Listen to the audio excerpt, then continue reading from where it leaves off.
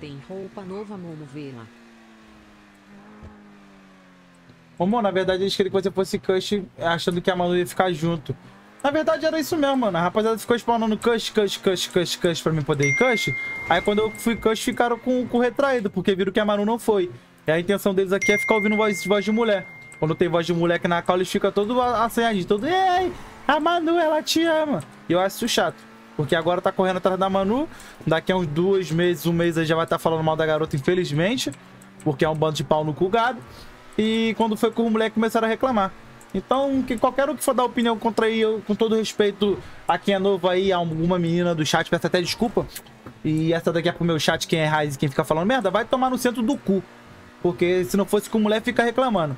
Aí como não foi, fica... Ai, volta RP, volta RP, volta RP, porque eu quero ver mulherzinha 3D. Ai, eu preciso escutar a voz de uma fêmea, porque eu fico aqui em casa coçando o saco e não converso com ninguém. Ai, ai, ai.